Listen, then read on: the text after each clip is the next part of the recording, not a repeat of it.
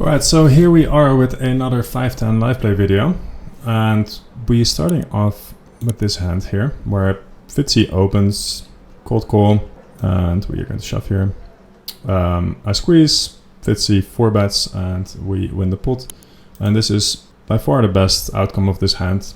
It's better than him calling, because now we win a pot of, what is it, 600 bucks? Half of that is ours, so we gotta be somewhat, yeah. It's not like we won 600, but yeah, you get the point.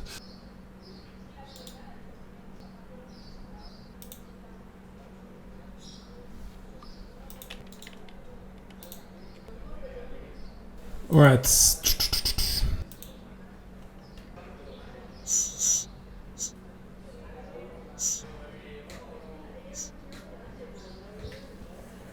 Very standard call. And we are flopping good today. Again, nothing else to do here but call. Pretty interesting turn. If we get a check back, we are going to have the nuts pretty much on most runouts. But there's some situations where this could get a little bit ugly. Potentially is one of them. It is a bit gross. Like I have a very standard call here. And we hope for a clean, I was going to say, queen or a 9. Like we are going to get some checkbacks by jack 9, jack 7, queen 7 perhaps. But if he has air, he is probably going to bet. And it's really hard for him to have air here. Like there's going to be some ace x type hands. But other than that, it's just really tough for him to have air. Yeah, I just have a very easy fold here. I don't really see, like he's making a 10 indifferent, so mine is just fine to fold. It's kind of interesting because on the turn I already sensed that something like this could happen, where like you have a very strong hand, but the board is very dynamic still, and when he overbets, like I said, when he checks back, you have effectively have the nuts. When he overbets, you have very far from the nuts. So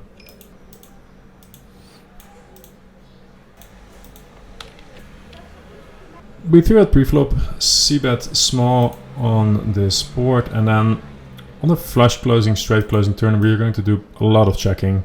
So we got to be very careful here. I'm going to check probably 75% of my range or something like that, maybe even more.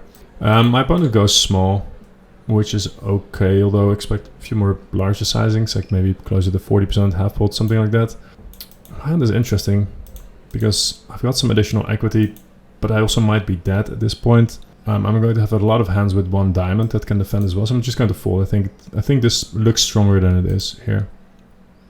Feels a bit nitty to fold there. Maybe we should defend. No, I think it's a fine fold.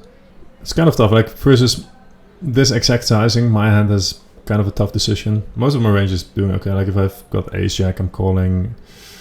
Ace king, ace queen, probably calling. Because he could be betting worse occasionally. And anything with a diamond has a reasonable call. So yeah, it's an interesting spot. Puts me in a very tough spot. Mr. Poker opens, Fitzy calls, we call, and now we are on the flop.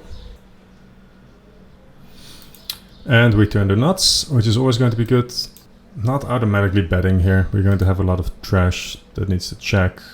We can let them bet reasonably often. Interesting spot versus half pot.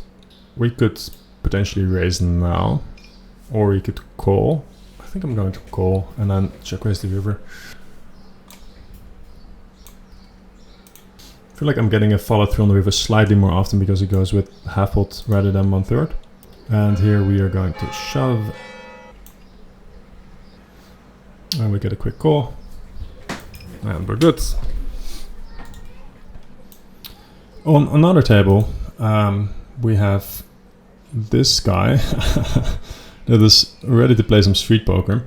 Limp 3-betting. He limped, this guy opened, I called in position. I thought it'd be okay with this recreational involved. That's kind of close, but I can still call. I got a very good price, so I'm just going to click call. Flop, really good. I'll get some complaints again in the comment section that I'm running too good and posting these videos, but literally just like running good when I make the video these days. Okay. Oh my god. Yes. Oh, that's funny. Yeah, sure.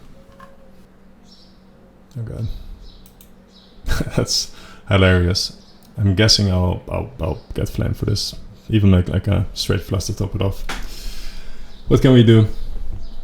Promise you guys I'm not like recording 40 videos and then like sending the ones where I run good to advertise my CFP.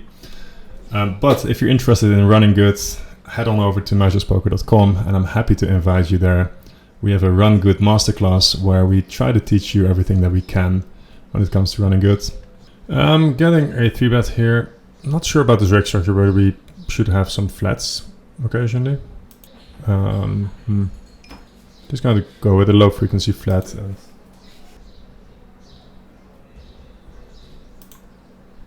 And then here I will go ahead and bet my range. I'm playing another hand at another table versus him, where I second barrel here. He folds, kind of sad.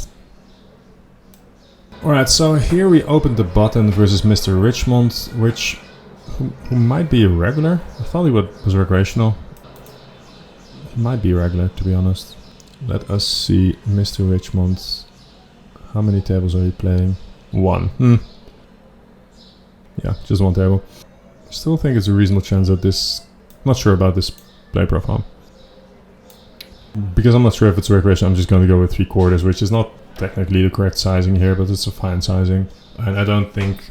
At this point, it's very likely that Mr. Richmond will exploit me by check raising this sizing a bit more, because I'm sort of capping myself. Because normally I would go overbet and check. And so the reason I go bet 75 is because my hand kind of wants to do it. And I don't think my opponent will notice, because there's still 30% chance that this is recreational. Here we just check back and lose now. It's still fine overbet, to be honest. If I go 3/4, I can just go 3/4 on the river. On most rivers, not on this one obviously, but on like a 4, 6, 7, 8, 9 potentially. I think this is a recreational. If it is a recreational, just basing it on the previous hand, then I want to bet small. Betting small is fine anyway, so we just go and bet small. And then first a recreational, I would check here, because recreational is going to stab way too often, and then we get too much money into the pot, which happens, and we just shove and try to win a stack here. I was going to say everything but a snap call is great. Now I really want him to call, obviously. If he snaps, it's not horrible. He could still have ace jack, king jack, but prefer him to think about it a bit more. We get a fold. Next hand.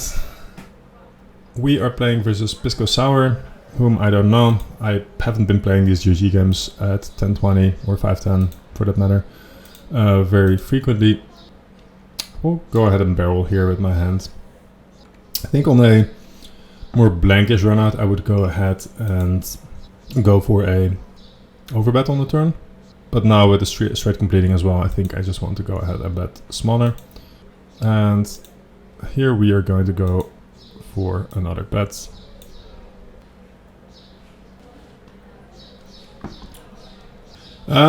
Interesting bet by my opponent. Pretty yeah, standard bet, I guess. Nothing too crazy here.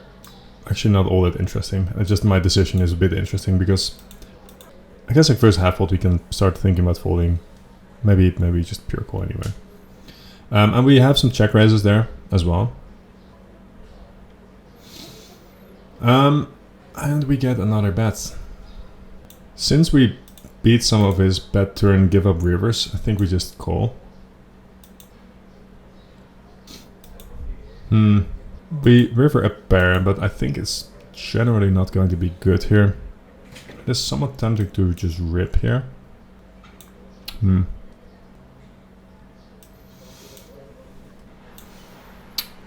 Rodriguez opens, we call in the big blind, and we get a small c-bet. We have a relatively straightforward call. Should probably balance my timing a bit more. I think I'm going to check here. Just thinking about whether I want to check call, check fold, or check raise here. I think it's good to think about that before you check, and then you're not auto-checking like quickly, which is also a bit gross. And we get a check back by pocket fives, which is something noteworthy. Like, I'm not sure if I'll be playing these games consistently, but I'm not saying he should be betting there, not at all. But if you're going to change a pair into bluff, it's probably on a texture like this. Getting a 4-bet. This will be the last hand of this video, so let's hope we can make something out of it. Jamming becomes relatively tempting, and jamming is probably fine, to be honest. We flip versus value. We get ace queen to fold, ace king potentially, although that's a bit closer, but he's actually folding that. Should be okay, I think. Ace 9. That's sad. Like realistically, we still have some equity, but gets significantly worse when yeah, you can't hit either of your side cards. And we lose to. It's kind of a sad ending of this video, but that's the game. Can't win always. Good for him that he flopped as good as he did there. For now, if you have any questions, drop them in the comment section down below. If you're playing today, good luck at the tables and talk to you guys soon. Bye.